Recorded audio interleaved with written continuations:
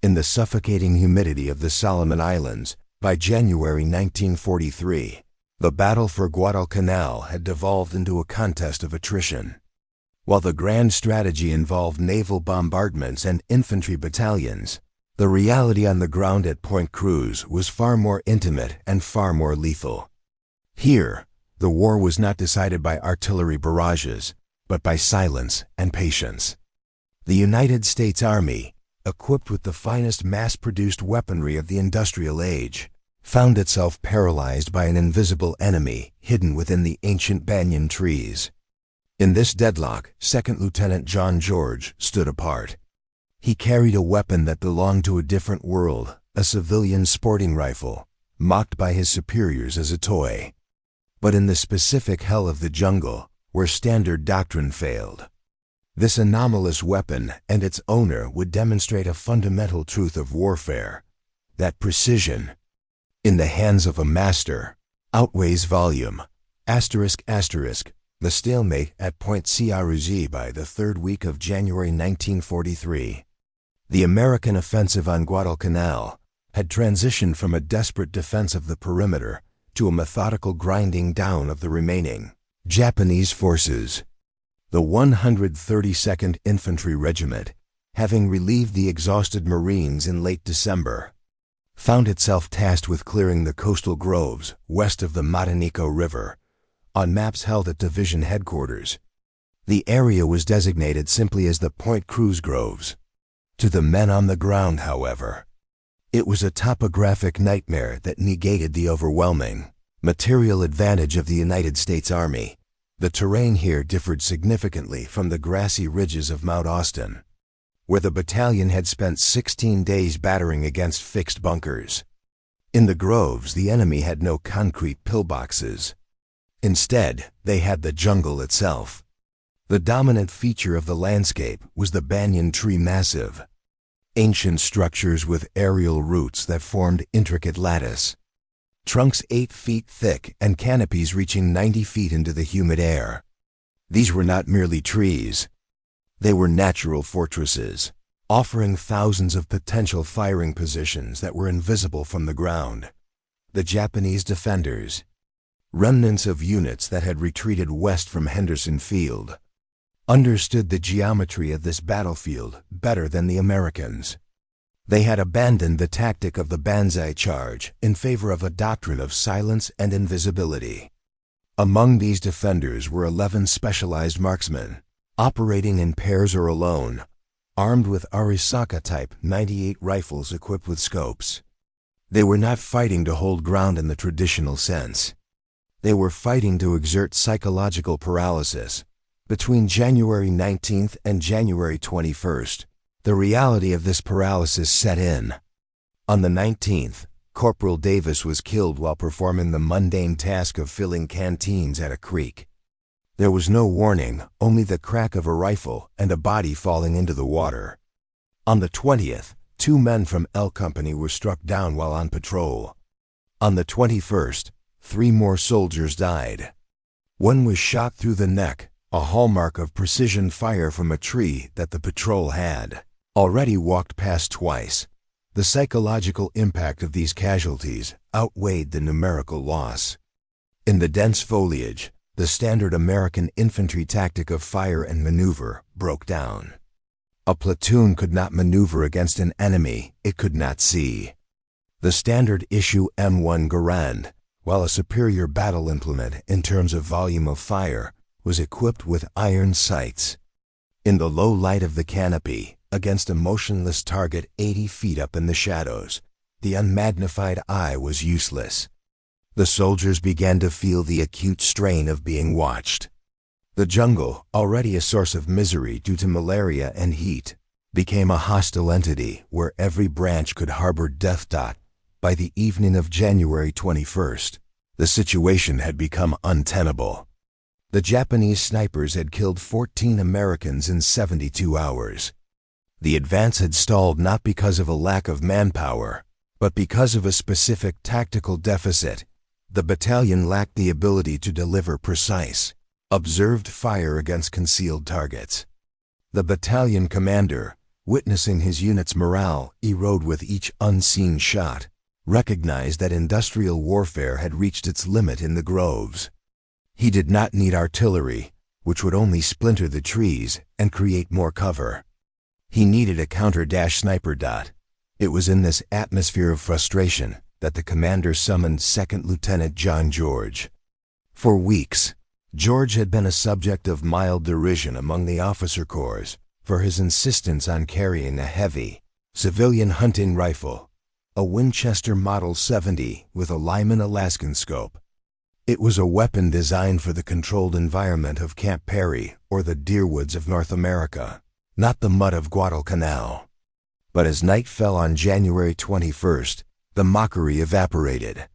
The commander needed to know if the mail-order rifle could do what the Army's equipment could not: see into the shadows and strike back. The anomaly of the WWII. To understand the events of January 22nd, one must first understand the instrument that made them possible. In the vast industrialized inventory of the United States Armed Forces, a machine capable of churning out tanks, aircraft, and rifles by the millions, the weapon sitting across Lieutenant John George's lap was an anomaly. It was a Winchester Model 70, a bolt-action sporting rifle revered in civilian circles as the rifleman's rifle. It was an artifact of craftsmanship in a war of mass production. The weapon had not been issued by a quartermaster. It existed on Guadalcanal only because of George's stubborn persistence. When his unit deployed from the United States, the rifle had been left behind, sitting in a warehouse in Illinois while George spent the voyage watching other men clean their standard-issue M1 Garands. He had requested it be forwarded through military mail, a bureaucratic absurdity that somehow succeeded. In late December 1942, a supply sergeant had handed him a wooden crate marked fragile. Inside lay the rifle he had saved 2 years of National Guard pay to purchase. Packed in cosmoline, untouched by the salt air. The contrast between the Winchester and the M1 Garand was philosophical as much as mechanical. The Garand was the pinnacle of modern infantry doctrine, semi-automatic, 8 rounds designed to provide fire superiority through volume. It was a weapon for suppressive fire and rapid engagement at combat ranges. George's Winchester was a relic of an older logic. It held 5 rounds. It required the shooter to manually work the bolt between shots. But it possessed what the Garand lacked: a Lyman Alaskan scope with 2.5 power magnification. Mounted on a Griffin and Howe base. In the eyes of his fellow officers, the rifle was an affectation. Captain Morris, George's commanding officer, had initially ordered him to leave the sporting rifle in his tent and carry a real weapon. The other platoon leaders called it his mail-order sweetheart. To men trained in the doctrine of firepower, a rifle designed for deer hunting seemed woefully inadequate for fighting the Imperial Japanese Army. The armorer at Camp Forest had asked him if the rifle was meant for deer or Germans. George had simply replied it was for the Japanese, but George was not merely an eccentric officer with a hobby. He was a specialist in a field the Army had largely neglected. In 1939, at the age of 23, he had won the Illinois State Championship at 1,000 yards, the youngest winner in the state's history. He was capable of placing 5 rounds inside a 4-inch circle at 300 yards. He knew that the Winchester's trigger glass smooth and set to a crisp 3.5 pounds allowed for a level of control the heavy military triggers made impossible. On the night of January 21st, as the battalion commander gave him until morning to prove the weapon's worth, George sat in the darkness of his tent and prepared the anomaly for war.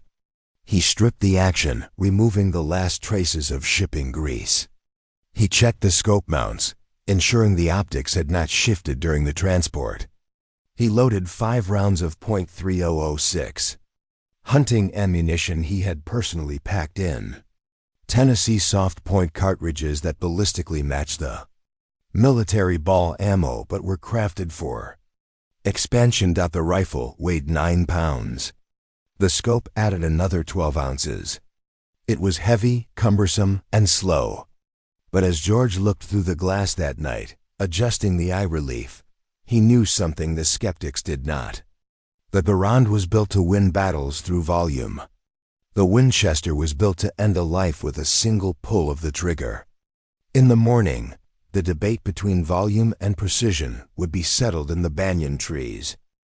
The duel in the Guadalcanal on January 22nd broke over the Point Cruz sector with the heavy, wet heat characteristic of the Solomon Islands. At first light, Lieutenant George moved into position, occupying the ruins of a Japanese bunker his battalion had captured 3 days prior. The structure offered a commanding view of the coconut groves and the towering banyan trees to the west, but it also placed him in the center of the kill zone. He arrived alone. He brought no spotter, no radio man, and no support team, only his Winchester, a canteen, and 60 rounds of ammunition loaded in stripper clips. The task before him was a study in patience. The Lyman Alaskan scope provided only 2.5 power magnification, negligible by modern sniper standards, yet sufficient to distinguish the unnatural geometry of a man-made shape from the chaos of jungle vegetation.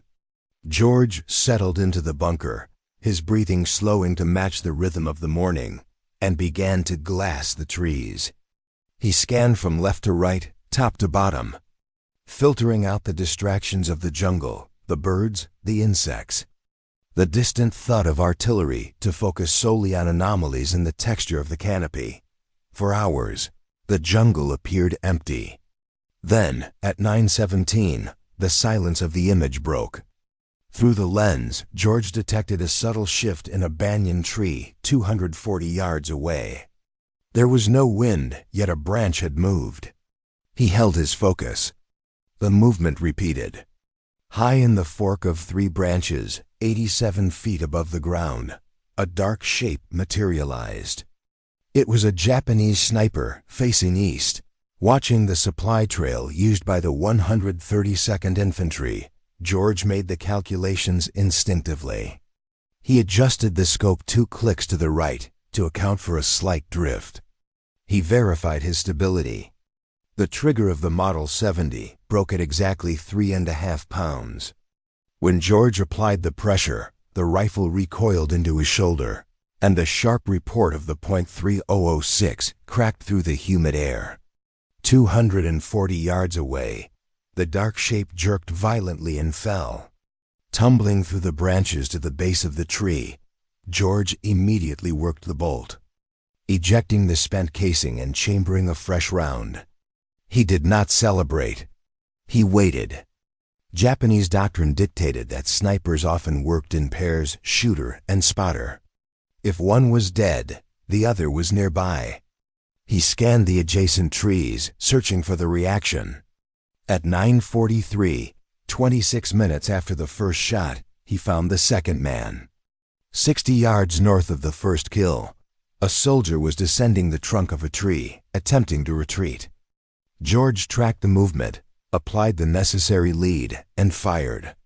The second sniper fell backward, his rifle clattering through the branches as he hit the jungle floor. The dynamic of the battlefield had shifted. For the first time in 3 days, the shots ringing out in the groves were not followed by the cry for a corpsman. However, the enemy was quick to respond. At 11:21, a bullet slammed into a sandbag just 6 inches from George's head, spraying dirt into his eyes. The shot had come from the southwest. George rolled to cover, pressing himself against the bunker wall. He waited 3 minutes, an eternity in combat. Before inching back to his optic dot, he knew the enemy sniper would move after firing. It was basic doctrine. But the density of the banyan roots limited mobility. At 11:38, George located the shooter in a cluster of 5 trees, 73 feet up. The Japanese marksman had repositioned but remained in the same tree, a fatal error. George placed the crosshairs on the silhouette and fired. The third sniper fell without a sound. By noon, George had confirmed 5 kills. The news filtered back to the battalion command post, and the tone of the conversation changed instantly. The officers who had mocked the mail-order sweetheart now asked to come forward and watch him work. George refused. Spectators drew attention, and attention drew fire. He remained alone in the bunker, watching the trees. But as the afternoon wore on, the forest went still. The Japanese, realizing they were being hunted by a weapon they could not see, stopped moving. The initial engagement was over. The duel had begun. The psychology of the WWII. By the morning of January 24th, the dynamic in the Point Cruz groves had fundamentally shifted. What had begun as a target-rich environment for Lieutenant George had evolved into a lethal game of cat and mouse. The Japanese command, realizing they were losing their elite marksman to a single American shooter, altered their tactics. They stopped relying on camouflage alone and began employing the psychology of the decoy. At 8:17, after waiting out a heavy tropical downpour, George located a Japanese sniper positioned in a palm tree, 190 yards from his position in a cluster of rocks. The target was unusual. The soldier was situated low, only 40 feet off the ground, in a hide that offered poor visibility and even worse cover. To an inexperienced eye, it was a gift. To John George, it was a warning. The position was too obvious. The sniper was not there to shoot. He was there to die, to draw fire from the American marksman so that a second, better concealed shooter could locate the muzzle flash and end the duel. George lowered his rifle and ignored the bait. He began a methodical scan of the surrounding canopy, searching for the overwatch position. 11 minutes later, he found it. 80 yards to the northwest of the decoy, hidden deep within a massive banyan tree 91 feet up, was the real threat. This sniper had a clear line of sight to George's potential firing positions. George was faced with a tactical dilemma.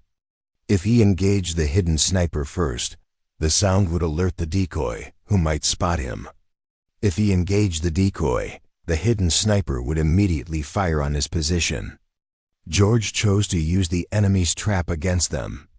He fired on the decoy first. As the soldier in the palm tree fell, the hidden sniper in the banyan instinctively turned toward the sound of the shot, shifting his position to acquire the target. That brief movement betrayed him. George worked the bolt of the Winchester with practiced speed, acquired the second target before the man could settle, and fired. 2 shots, 2 kills, but the silence that followed was short-lived. George had revealed his position. Seconds later, Japanese machine gun fire raked the rocks, chewing up the stone where he'd been lying moments before. He scrambled east, diving into a water-filled shell crater. For the next hour, he remained submerged up to his chest, the Winchester resting on the muddy rim as he waited for the final, most dangerous adversary. The 11th sniper did not climb a tree. He had watched 10 of his comrades die and had deduced George's tactics. Instead of seeking elevation, this marksman crawled along the jungle floor, using the ferns and vines to mask his approach. At 9:47, George spotted movement not in the canopy, but on the ground. The Japanese sniper, accompanied by a spotter, was flanking George's previous position, hunting him with the same methodical patience George had used for 3 days. The Japanese team moved past the crater, unaware that the American was hiding in the water mere yards away. They believed George had retreated further east. As they exposed their backs to the crater, George rose from the muddy water. It was a moment of primal violence. There was no scope work required here, only instinct. George shouldered the wet rifle and fired at the trailing soldier, then worked the bolt and dropped the lead man before he could raise his weapon. The engagement immediately devolved into chaos. An infantry patrol, attracted by the gunfire, closed in on the crater. The sterile precision of the sniper war vanished. replaced by a desperate close-quarters firefight. George expended his final rounds, dropping 3 infantrymen who crested the crater's rim, before fleeing north through the undergrowth as bullets snapped the twigs around his head. He had cleared the groves, but he had escaped with his life by the margin of a single breath. The birth of a doctrine when Lieutenant John George finally emerged from the tree line on the morning of January 24th. Caked in mud and down to his last 2 rounds of ammunition, he was not greeted with fanfare. In the pragmatic world of the infantry battalion, he was greeted with a debriefing. He reported to Captain Morris and Colonel Ferry not as a hero, but as a source of intelligence. The numbers he presented: 11 snipers killed, plus 3 infantrymen, with 0 friendly casualties during the engagement, were treated as data. This data pointed to a singular, uncomfortable conclusion: the battalion's previous reliance on massed infantry fire had been a tactical failure. Colonel Ferry, the regimental commander, recognized that George's solo campaign was not a sustainable strategy. One man with a civilian rifle could not hold the entire line. The success had to be scaled. The question posed to George was simple: could he train other men to do what he had done? George accepted the challenge, but the logistics of the request revealed the Army's lack of preparedness for this specific type of warfare.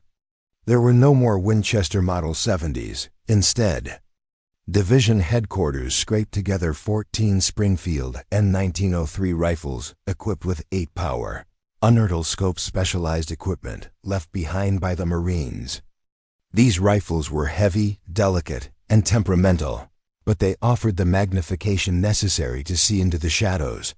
On January 27th, training began. George selected 40 men from the regiment, all of whom had qualified as expert marksmen on standard ranges. However, hitting a white paper target at 500 yards on a manicured field was fundamentally different from killing a concealed enemy in the jungle. George stripped the training down to the essentials of survival. He taught them that in the groves, the stability of the shooting position mattered more than the mechanics of the rifle. He taught them to use the jungle itself, rotting logs, termite mounds, and banyan roots as rests for their heavy weapons. Most importantly, he organized them into 2-man teams, a shooter and a spotter. This was the critical evolution. The spotter, armed with a semi-automatic Garand and binoculars, provided security and target identification, allowing the shooter to focus entirely on the scope. It eliminated the isolation that had nearly killed George in the crater. By February 1st, the new sniper section was operational. They were deployed to clear the Japanese rearguard, operating west of the Guadalcanal River. The results were immediate and devastatingly one-sided. Moving in silence, George's teams dismantled the remaining Japanese positions. In just over a week, the section confirmed 74 kills. The Americans suffered 0 casualties during these operations. The terrifying equation of the Point Cruz groves, where one invisible Japanese sniper could pin down a platoon, had been reversed. On February 7th, during a patrol near the Tanamboa River, the war finally caught up with John George. A Japanese rifleman put a bullet through his left shoulder, spinning him around and knocking him out of the fight. It was a serious wound, but it did not halt the operations. The sniper section he had built continued to work without him. George was evacuated to a field hospital, but he left behind something far more lethal than his own rifle. He left a doctrine. He had proven that in the chaotic green hell of the Pacific, the trained individual marksman was not an obsolete relic, but the most effective weapon on the battlefield.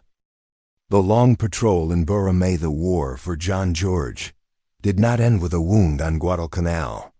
While recovering in a field hospital, the logic of his service shifted from the tactical to the strategic.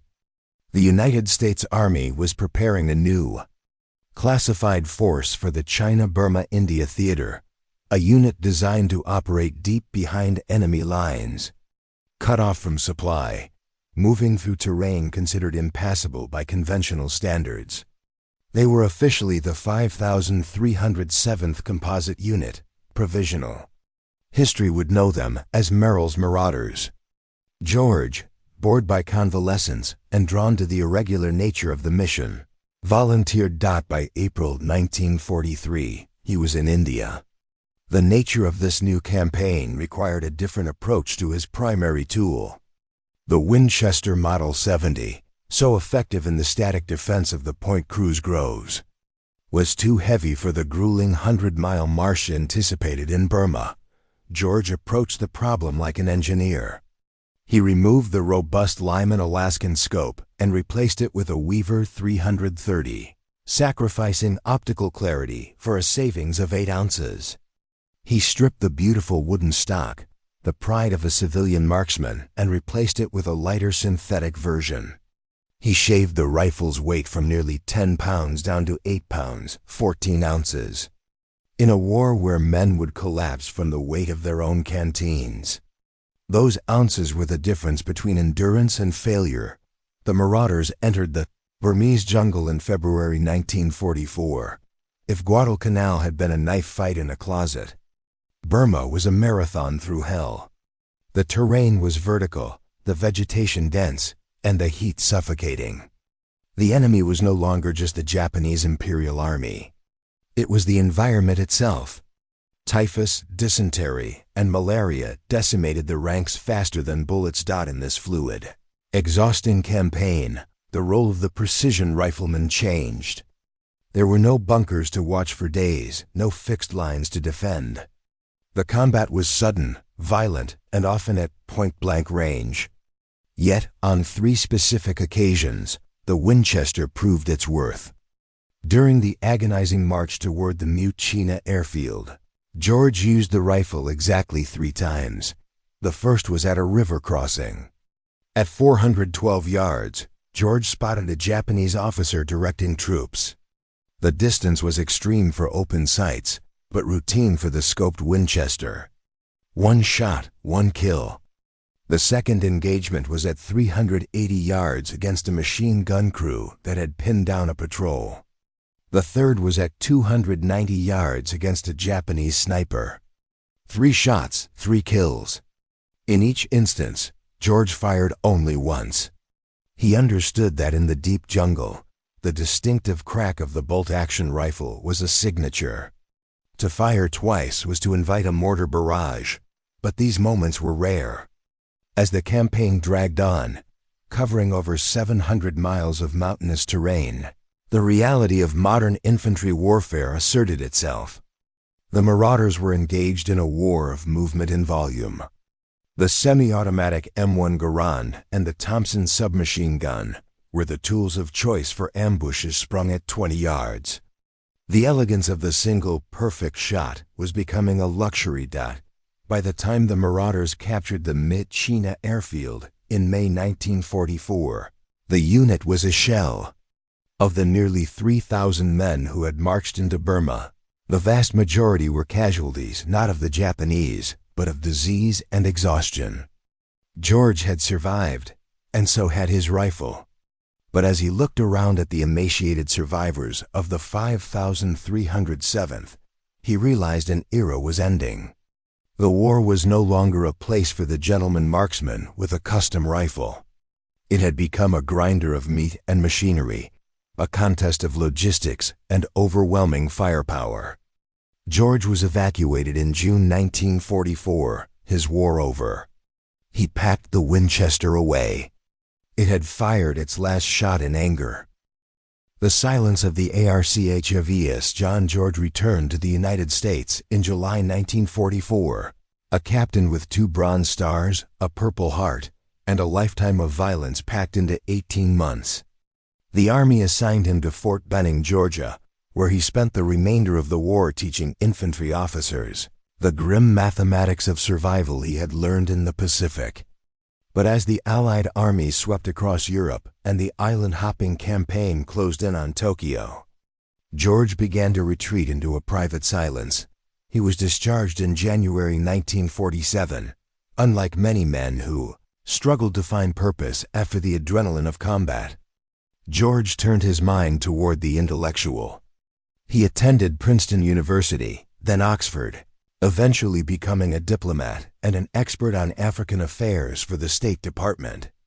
To his colleagues in Washington, D.C., he was a refined academic, a man of letters and policy. Few knew that the quiet intellectual in the suit had personally killed more men with a hunting rifle than most infantry platoons achieved with machine guns. The Winchester Model 70 came home with him. It did not go over the mantel. It went into a footlocker, then a closet. For years, it sat in the darkness, a wooden and steel artifact of a closed chapter. The war had moved on. The military had fully embraced the semi-automatic future. The M1 Garand gave way to the M14. And then the M16, the idea of a soldier bringing his own rifle to war, of a singular craftsman engaging in a private duel amidst a global conflict, became an anachronism. However, George refused to let the specific knowledge of jungle warfare vanish entirely. In 1947, he sat down to write. The result was not a memoir of heroism, but a technical treatise titled Shots Fired in Anger. It was a book written with the clinical detachment of a coroner. He detailed the ballistics, the humidity, the rot, and the terrifying competence of the Japanese soldier. He did not write to glorify the killing. He wrote to document the method. He wanted to ensure that the lessons paid for in blood at Point Cruz, the value of patience, the necessity of optics, the lethality of the individual were recorded before they were buried by the industrial scale of the atomic age. George passed away in 2009 at the age of 90. He had lived 3 lives: the soldier, the scholar, and the diplomat. But his legacy is most visibly preserved in Fairfax, Virginia, behind the glass of a display case at the National Firearms Museum. There, resting on a velvet mount, is the rifle to the casual observer walking past. It looks unremarkable, a vintage sporting rifle, the kind one might find in a grandfather's attic, smelling of oil and old wood. It looks like a tool for hunting deer. But for those who stop to read the placard, the object transforms. The scratches on the stock are not from briars in an Illinois forest. They are scars from the coral rocks of Guadalcanal. The fading finish on the barrel is not from age. It is from the relentless, corrosive rains of Burma. This weapon is the physical evidence of a moment when the machinery of war faltered, and the outcome of a battle came down to one man, one scope, and the steady pressure of a trigger finger. It is a silent testament to the snipers of Point Cruz, to the terrifying intimacy of the jungle, and to the enduring truth that in the chaos of combat, skill is the only currency that matters. The rifle sits silent now, its work finished, a steel memory of the days when they mocked the mail-order gun, right until the moment it saved them.